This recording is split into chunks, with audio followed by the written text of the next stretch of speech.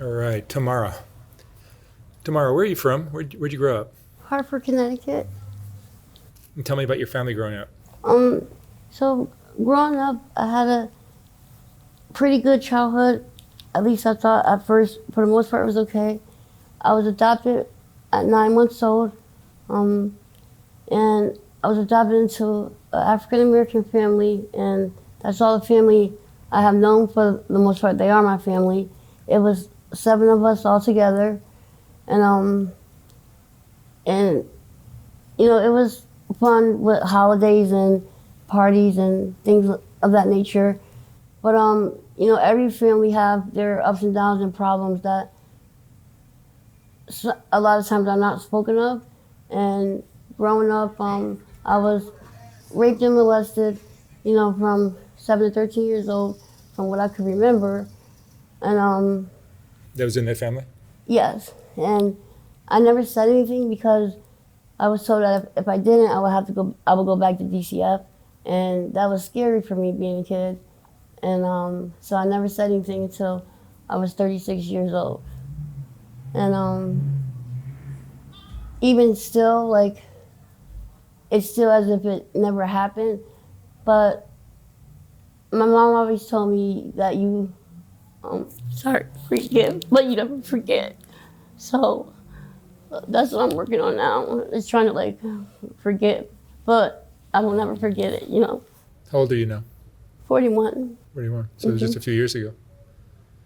Like when I was 36, so that's when I first like spoke of it. So it's still hard because like I told like my siblings like to not give that person like my number and stuff, and he still like did. So that's why like to this day I won't have like a cell phone at all. Sorry, because I don't want him to contact me at all. Other than that, well, and on top of that, as I got older, he started me on Percocets and like the baby one, he called it, and then the Oxycontin. And I took it because it made me feel better. It made me forget, or it made me, feel high and not think about the stuff that happened. So, and then from that, he actually gave me cocaine to start sniffing. And I like that too. Was this one of your adopted brothers? Mm-hmm. Yeah. And so I constantly took it from him because it took the pain away and it made me feel good. But then in 2012, I had a back injury and I hurt my back. I hurt my back, so I was getting my own pills, and then I had to go to pain management. So I was getting a lot of pills and stuff, and then I decided one day, before I knew about anything about withdrawal, I took the pills one day, a half a bottle, and I poured them down the toilet because I just was done with the whole pill thing. And then like hours later, I just felt so sick and I like wanted to bang my head on the wall. So I called my best friend at the time and asked him like what was happening to me. And I told him what I did, and he told me to come to his house, but he said he didn't have any pills. So he's like, what I have, I don't want to give you because you're just going to need more of it. So then I was like, I don't want to give it, basically at this point, I don't give a damn what it is, just give it to me. And it was heroin, and he gave me that, and I started sniffing that. And then basically like, since I end up, so I popped dirty in pain management, so they basically kicked me out, but they weaned me off. And then after that, like, I'm like, I can't just go through, I don't like the way this feels. So I started just using, off the street. And then at that time, heroin was becoming less available and fentanyl showed up. So my ex-boyfriend, he's my boyfriend at the time, that's all he could find, so he got the fentanyl. And we started using that. And then when I tried to go back to heroin, it wasn't strong enough. So I just started doing fentanyl. I've been on it for almost 3 years now. And thank God I never OD'd, and I never do enough to not out. I just do enough so I won't be sick. And then as far as like I have 2 daughters, and I always said to myself, I won't ever do to my daughters what the lady that had me did to me, which is, you know, them being born addicted or being on drugs and neglecting them. And I did. So I'm not happy about that. I got a 15-year-old daughter and a 4-year-old daughter. And my 15-year-old, I know she's mad and disappointed with me. So I'm like too afraid to contact her. And my 4-year-old doesn't know anything now, so I have time, but it's like, when am I gonna do it? So, but I came out here for a program. That's why I came out with California, because it was supposed to be the best program ever, and it wasn't. So I'm at the point of trying to decide now if I stay here and find a program or go home and do a program there. What are you using currently? Fentanyl and crack. And where are you staying? On the streets, homeless. You're in a tent or just on the street? On the street. How long has that's been going on? I've been here since July, and basically, like, when I first got to the program, it wasn't what it was supposed to be, like everything I saw in the brochures and online, and it freaked me out, so that the next day I left. And then after a week I went back, and I stayed for like a month or so, something like that. And then they discharged me because I relapsed. And when I went back to the house, I had my drugs still on me. And I wanted to throw them away, and I didn't want them to throw them away because I'm like, I spent my money on them. So I'll go out and finish it, but you're not throwing my stuff away. So she, one of the house managers was like saying my business in front of the other clients, which wasn't professional, and I felt embarrassed. So I walked off the property, and then when I came back, they said because I walked off the property, they discharged me. And a whole nother thing with insurance, but so it's basically been over a month now. I've been living like on the streets, but I'm trying to figure out what to do next. It's not fun. Do you feel like what happened to you as a young girl kind of redirected your life? Yes, I feel like it.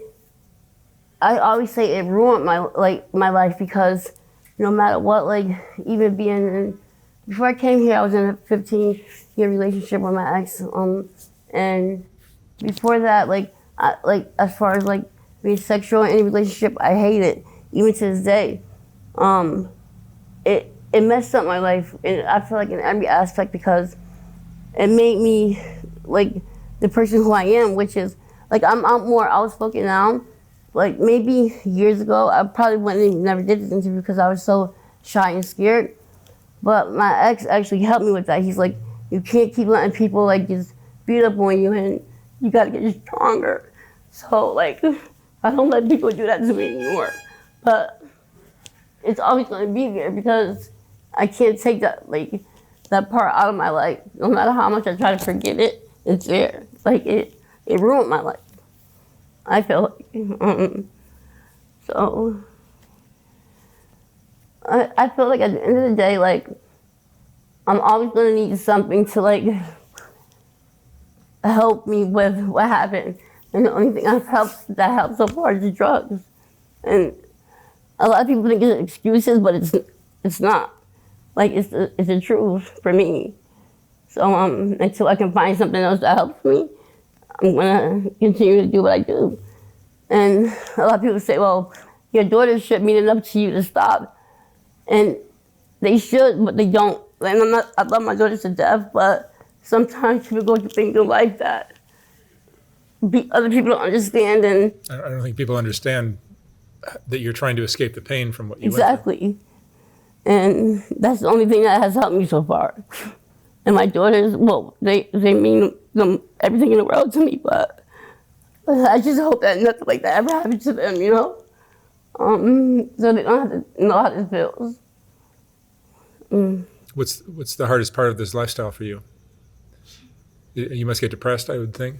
Yeah, depression and being anxious all the time. Like, I can't sit still. Like, I move around all the time. My mind is constantly thinking. It's just hard. I don't like living like this. And then it's like trying to find, money to buy the things I need. How do you make money? Sometimes I panhandle, which I suck at because everyone says well, you're not talking loud enough and they can't hear you. Or I'm not proud of this, but I have done some sex acts to get money to support my habit, which I'm not proud of, but I had to do it to not be sick or feel sick. I don't like feeling like withdrawal symptoms, but at the end of the day, I did what I had to do, or do what I had to do. A lot of it is not, some of it is not positive, but I mean, I try to make it more not about doing it any prostitution stuff as less as I can, and just panhandle, that way. Or since I've been here, my ex-boyfriend has helped me out a few times, sending me money, because he doesn't want me to be sick. He knows what the money is for, so he's like, I know he's stuck, because we basically our relationship ended because he was clean and I wasn't, but he was forced to get clean because he went to jail and for 8 months, and he did everything, and I had to figure everything out for the first time, and I lost 100 pounds when he was in jail, and it's crazy because I'm over here, I'm making sure I have money to send him, not even supporting or helping myself, and then when he got out, he was mad that I didn't go to a program, and I said, you've been an addict over 40 years of your life, because he's 64, you should know out of all people that you can't tell anybody when they're ready to get clean. I know when I'm ready. And the more he told me, the more I did the opposite. So that's basically why we basically broke up, because he couldn't show me the support I showed him, and I didn't think that was fair. And I understand, but at the same time I don't. I would never jeopardize his sobriety, but at the same time, even talking to me on the phone would be supportive enough for me, but he wouldn't do that. Have you ever seen a therapist? Yeah. The last therapist I saw was 2019, and it freaked me out because I got all the way to the point of, and I actually got my younger daughter back. I went to a women and children's program, and I got her back, and the week before DCF was going to be out of our lives, I relapsed. Us three almost died in an apartment fire, so I couldn't take that, mentally. But the therapist was doing, it wasn't hypnotizing me, it was, I forgot what it's called, but it was something she was doing, it was to make me remember the things that happened. And she thought it would be a good idea.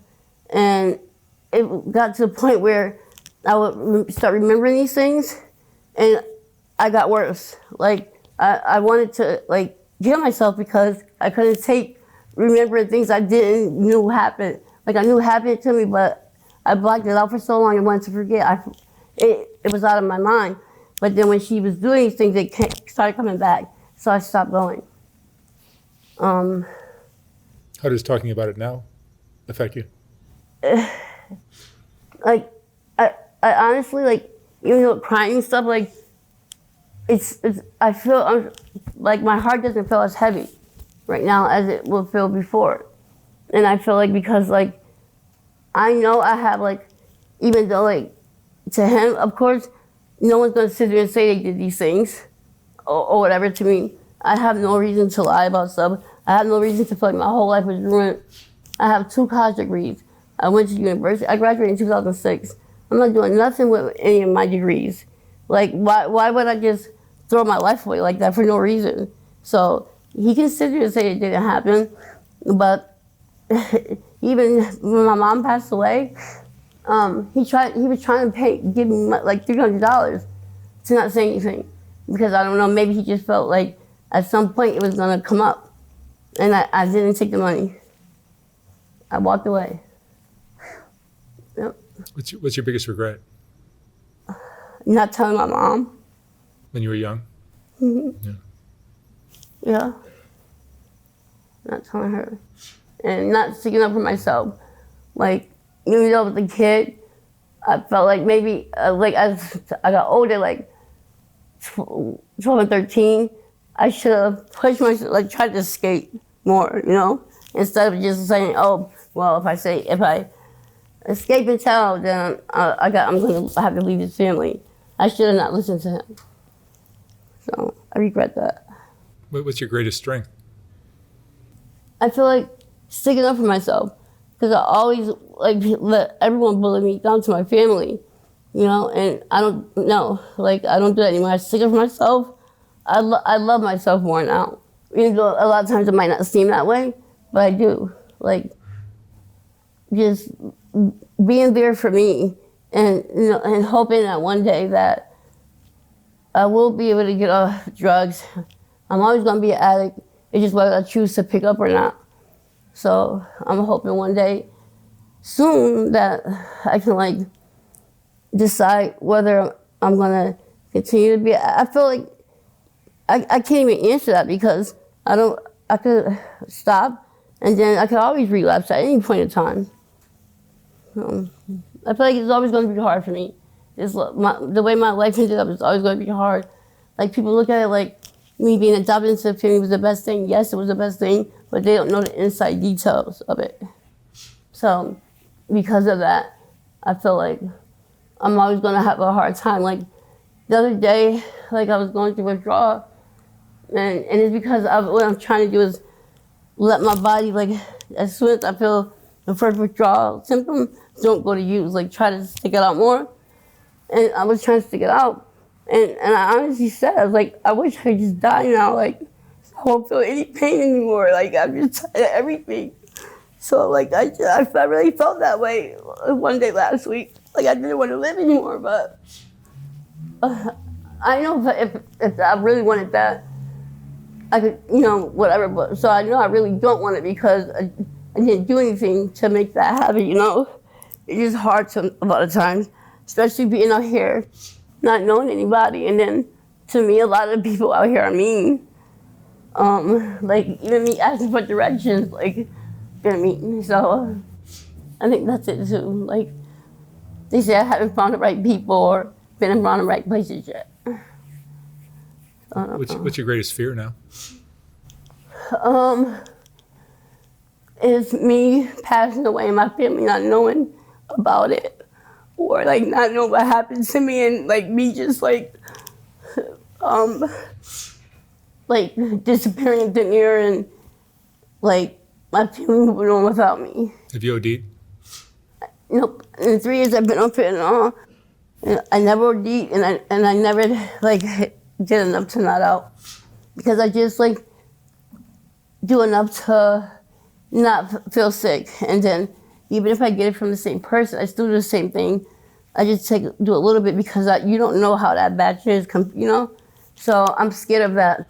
I actually, my ex OD'd the one I was with before I came here, and I brought him back. I always carry Narcans with me, and because I don't want to see anybody OD and die off of fentanyl.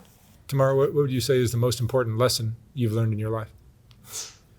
The most important lesson in my life, I feel like is